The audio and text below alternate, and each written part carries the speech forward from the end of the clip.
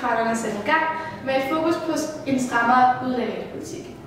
Med os i dag har vi Socialdemokraternes ordfører Jakob Poulsen og næstformanden for Dansk Folkeparti, Anders Nordgaard.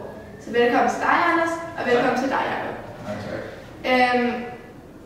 Først og fremmest vil jeg gerne stille dig, Anders Nordgaard, et spørgsmål, som mange seere har i hovedet.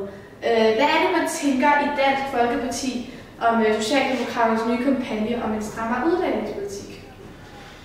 Ja, vi synes jo først og fremmest, at det er en fuldstændig komisk og absurd situation, som der er, at vælgerne bliver sat i. Og vi kan godt forstå, at vælgerne bliver forvirret, specielt den, der stemmer for første gang, når det er, at Socialdemokraterne blinker til højre og venstre i forhold til deres politik. Ved I hvad? Det, som er komisk, det er, at et parti med samme ideologi som Nazi-Tyskland i dag sidder i Folketinget. Rolig nu begge to. Jeg vil lige bede jer at holde kammertonen og respektere hinanden, for det her er en debat, som mange seere har set frem til. Hvis vi lige starter fra en ende af, hvorfor er det så, at man har sat fokus på en strammere udlændingepolitik og har valgt det, som snart skal finde sted en betydning? Og Anders Nordgaard, jeg vil lige bede dig om ikke at afbryde. Jeg vil gerne lige slå én ting fast, og det er, at intet har ændret sig på Socialdemokraterne. Selvfølgelig skal man arbejde, hvis det er, man kommer til Danmark. Hvad er problemet ved dette?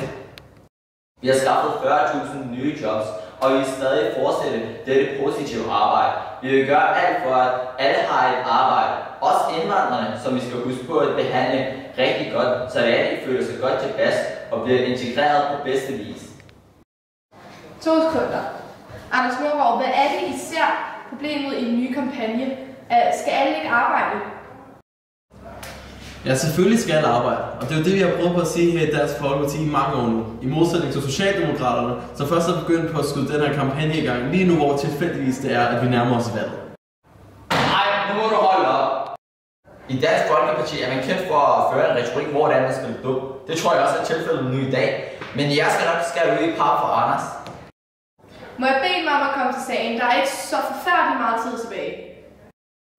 Ja, jeg beklager, men vi befinder os i øjeblikket i en situation, hvor der er kommet historisk mange flygtninge og indvandrere fra alle mulige lande rundt omkring i verden til vores land, Danmark.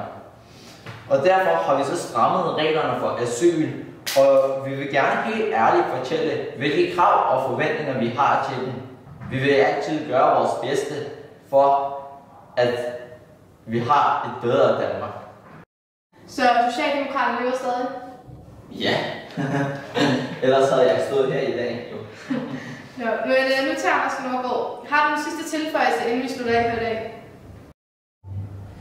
Nej, ikke. Jeg vil bare gerne bede seerne om at undersøge, hvor mange af de løfter, som Socialdemokraterne har nået, faktisk er blevet holdt siden, da det kom til magten. Og udover det vil jeg bare gerne ønske seerne en rigtig god dag. Ja, og det var så dagens debat. Nu til vejret.